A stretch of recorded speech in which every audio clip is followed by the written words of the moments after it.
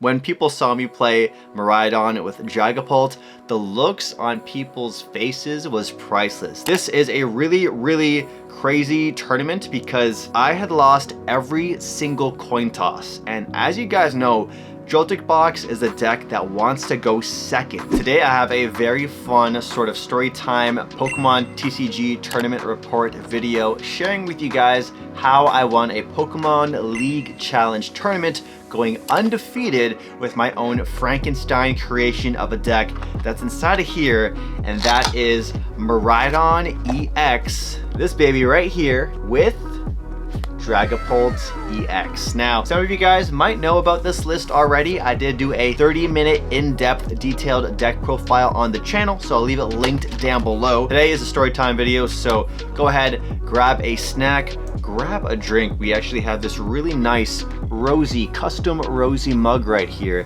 that my sister created. You guys can use code SneakerTalk on her website if you want to make some custom designed merchandise, shirts, clothing, mugs, keychains, tote bags. My sister does it all. Code SneakerTalk. And if you support her little business, it'll also make me happy as well and be a good brother. Also, with the $80 store credit that I won from the League Challenge, I got this really cool, like, rare Pokemon plush keychain thingy. So I'm going to show you guys the exact one that I got at the end of this video, so stick around for that. Let's get into these matchups. I'm going to go over some of the key things you're going to want to know for these matchups if you want to play this deck yourself or just regular Joltik Box against these decks. Some things you're going to want to look out for, very important plays, and I'm going to go over some of the very cool plays that I managed to pull off in this tournament as well. This is a 5-round League Challenge, and as you guys know, to win a League Challenge, you basically have to go undefeated. I mean, that's really hard to do. It's one of the most common complaints I hear players say whenever they go to tournaments. They say winning League Challenges are so hard. You have to go undefeated. That's a pretty hard thing to do. It's not like a League Cup where you can have a game loss or a tie here and there, and then you make it in the top cut, and then you win in top cut, or, you know, make it all the way up. League Challenges are a different kind of beast. So the fact that a lot of people are skeptical about my list makes it even, you know, better. When people saw me play Miraidon with Dragapult, the looks on people's faces was priceless. They were like, yo, this guy is, what the heck is this guy cooking?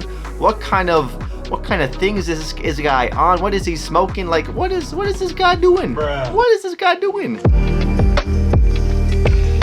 So round number 1, we played against Joltik Box against George, and George is a player I actually played against at the Comfy Hobbies League Cup, where he was playing Dragapult Dusknoir and I was playing Charizard Dragapult. Now, this was a rematch, but the decks were completely not the same at all, and in fact, it was almost kind of like a mirror match, just like that last time was with a cup, but you know, it's different. We had different versions of Joltik Box. George had sleeved up the top 8 place list from, I believe, the Atlanta Regionals. I think Tyler Matthews got top 8. This is a really crazy tournament because I had lost every single coin toss, and as you guys know, Joltik Box is a deck that wants to go second. So by going first, playing a Joltik Box deck, you're almost essentially like a turn behind, and so you're playing from a slight disadvantage spot because you're less likely to set up. You're not able to play your supporter turn 1, which is very important, like an Arvin or a Crispin, to allow your board to just get established. Then on top of that, you're also not announcing Jolting Charge as your first attack of the game on that second turn. You know, you can easily attack with it on your second turn, but being able to flood the board with those 4 energies is super critical. So going first, this deck isn't as punished as a regular Joltik Box deck, because in this Dragapult deck, we're essentially using the Dreepy and the Dracloaks as sort of a draw engine. Regular Joltik Box does rely on all those Pokegears. There's like 3 to 4 Pokegears. That's pretty typical for those decks.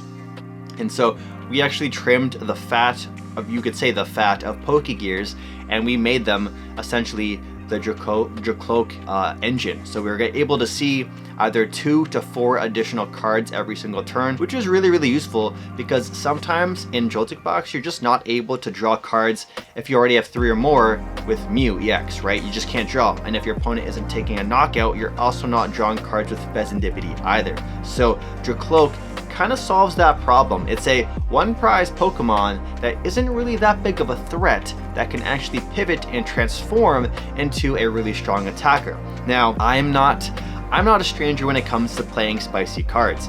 As some of you guys know, I was sort of really putting on Ampharos EX. When Flappy was still in rotation, you would Dynamotor, you have that extra energy on board. And speaking of Dynamotor, they just announced a new Pokemon. It was Electric.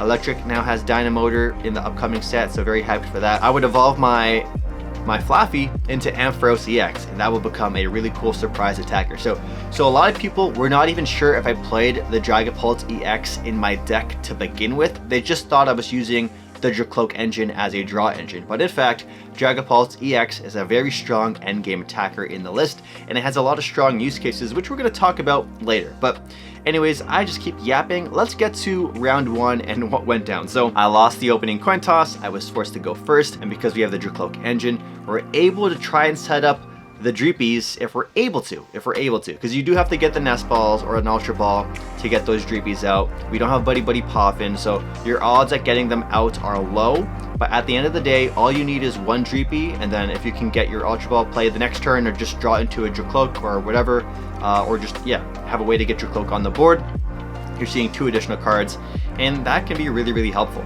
So we went second, and George had a really big head start on us.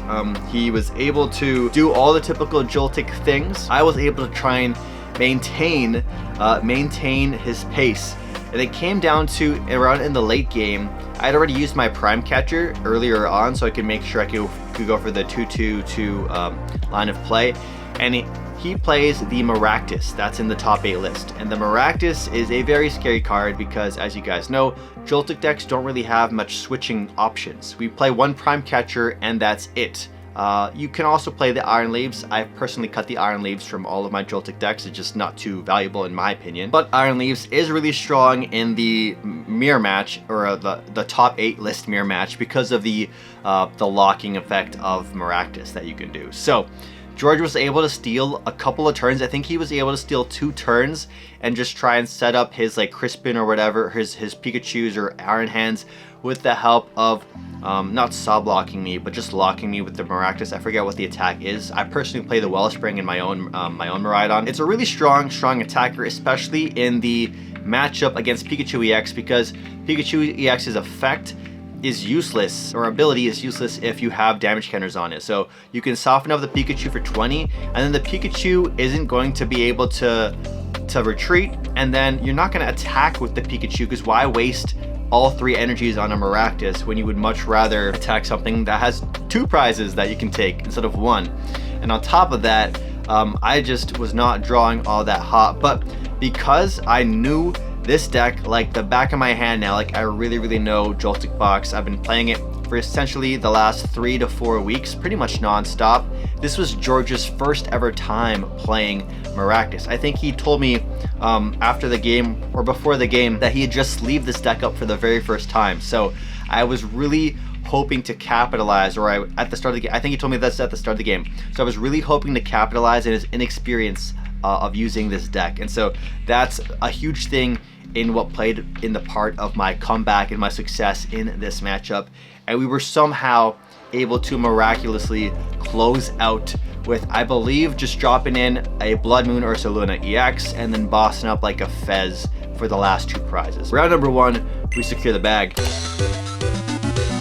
Round number 2 is against a matchup that can be a little scary depending on the techs that are in the deck. Round number 2, we played against Jackie, and Jackie ended up getting, I think, top 3 or whatever in this tournament. Like, a lot of the people I played, like, I had a crazy high resistance. Basically, a bunch of the people I played got like 2nd, 3rd, and 4th. Like, I was playing the best players at this challenge, which was really cool. Jackie was playing Archelodon EX with Zoroark EX. So Zoroark EX is a really popular draw engine as well. Similar to how you can put Dracloak and Dragapult into a lot of decks and try and make it work, Zoroark EX just it makes a lot of sense. So Dracloak is weak, you can bully it, you can knock it out really easily. Zoroark EX is harder, it's 280 HP. So it has that going for it as being a beefier draw engine. You discard 1 and draw 2. but it does have the downside of having 2 retreat costs. So if you play Ends Zoroark, you often have to have a Professor Turo scenario in the list, or something like Ends Castle for that free retreat. And I'm actually developing my own Miraidon EX Joltik Box and Zoroark EX deck as well. So I'll probably post that up sometime this week or next. It's not as cool as Dragapult EX because Zoroark just does not attack, but you know, it's still a cool thing. It's a cool deck we can just throw out, and you guys are going to enjoy it as well. The Archaludon EX matchup, the key attacker in this is going to be your Pikachu EX. Pikachu EX, the fact that you can just 1-hit KO Archaludon for 300 is huge.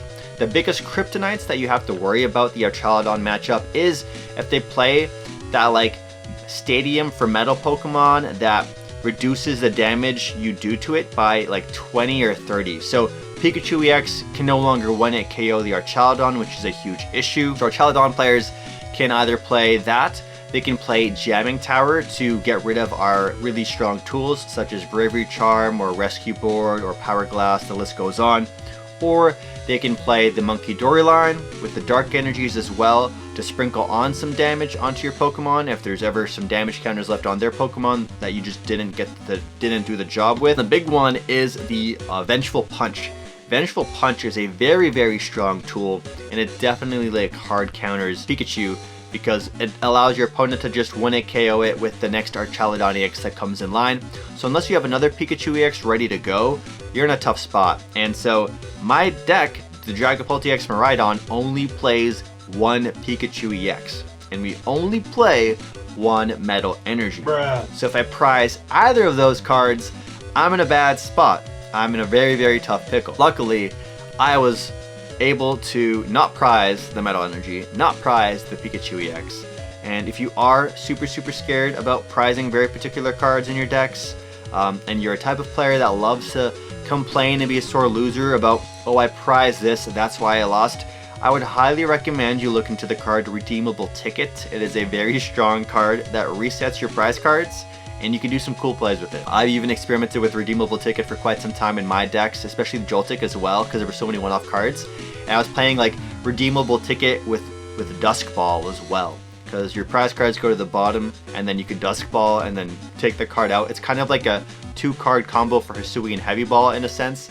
But you also get to reset your prize cards, not just your Pokemon in your prize cards, but your prize cards. So if you prize something like your Ace Spec, you can get your Ace Spec out of your prize cards that way. If you prized an energy that's important in your prize cards, well, obviously it's in your prize cards, but if you prize whatever, Redeemable Ticket can get it out of your prize cards. So I think for these like fun little story time tournament recap videos, we're gonna embrace the tangents. We're gonna go into random cards and discuss, because I'm not a part of a podcast. I don't really have a platform where I can talk and go long about random stuff, other than maybe like the deck profiles and the top 10 meta decks kind of stuff. So if you like hearing me yap, you can basically treat these tournament reports as almost like a pseudo podcast. Redeemable Ticket, cool card. Archaludon EX is a scary matchup, as I mentioned. Now, the great thing about Zoroark EX is that it is weak to grass, and of course we have the Baby Galvantula. And Baby Galvantula, I'll have you know, we're gonna even have it on screen right here. I love this card. Baby Galvantula is one of the best cards in Miraidon. Not only does it turn your 30 HP liability of Joltik into a strong attacker, it's a strong attacker that you already have an energy on it anyways. All you need is one more, and you can 1-hit KO one of the best draw engine Pokemon that's 2 prize cards in the game in Zoroark EX. The fact that if your opponent has Zoroark EX in their deck means your Baby Galvantula will be able to put in some work and get you some 2 prizes, so it feels really good there. I believe we just ended up doing a, well, I forget the exact lines that we took, but yeah, Pikachu EX did in fact knock out in Archaludon at one point. We do play Vitality Band in my list, so we were actually able to use Ampy very much on a Duraludon with the Iron Hands EX with Vitality Band, so that was really clutch. We knocked out a Zoroark, we knocked out the Duraludon, and we also knocked out the, I think, Archaludon EX at the very end of it. So we cleaned up there, and now our record is 2 wins and 0 losses. So going into round number 3, we played against Zoroark EX, and we ended up going first. We lost the coin toss. We went first, and this was really surprising to me. We played against Daniel L. Daniel L. Daniel L. played on stream at the Milwaukee Regionals. I believe round 5. I was cheering him on. I also played Daniel at the Manta Trading League Cup, where I just destroyed him with my baby Galvantula in my deck. Like it was so rough for him. Zoroark into Joltik. Like Joltik into Zoroark is almost an auto win for the Joltik player. It's like favored like 80-20. It's super heavily favored because we have baby Galvantula. We can one-shot the Zoroark EX no problem. Going back to the thing that surprised me is he gave me first, but his deck played the Bombardier EX. Now Bombardier, whatever. Bombardier EX is a really cool Pokemon I've experimented with myself in previous rotation. It's a Pokemon, it's the only Pokemon in the game right now that can actually attack going first. Before it was Raichu and Bombardier, now it's Bombardier EX. So it's basically a call for family. If you attach an energy, attack on your first turn, you can put three basic Pokemon onto your bench. So insanely strong in the Zoroark EX deck. And I'm not 100% sure, but we have another big local top player here in Toronto. His name is Lucas Singh, and I think he played En's Zoroark EX to Milwaukee, and he might have had the Bombardier in his list as well. I'm not sure, but En's Zoroark EX is definitely one of the best decks that can utilize Bombardier. You don't mind playing from behind in En's Zoroark either, so all of your counter catchers can always be live, and then you're just building up your board like crazy. The matchup with Daniel was pretty easy as well. We were able to, because we went first, we were able to set up, I think, our Dreepies this time around, and so the Dracloaks were really clutch. The Dracloaks were also just really clutch in the other games as well, just at least setting up one Dracloak. You don't expect to get 2 down, but just having the 1 really adds pressure, especially in the slower games where you're not able to do too much. You know, seeing those 2 additional cards is really, really big. We just popped off with baby Galvantula, and then I think we also popped off with Pikachu EX, and then I think we closed out with a Blood Moon into maybe a Pheasantipity. So the lines are pretty simple into Zoroark. You just go 2-2-2. No, in fact, we actually arm pressed. We either arm pressed or, yeah, we definitely arm pressed. We crispined on my second turn and took 2 prizes that way. Now our record is 3 wins and no losses. We played Dragapult EX. You know, good old-fashioned Dragapult EX. Now this one was a easy one. It was very, very simple.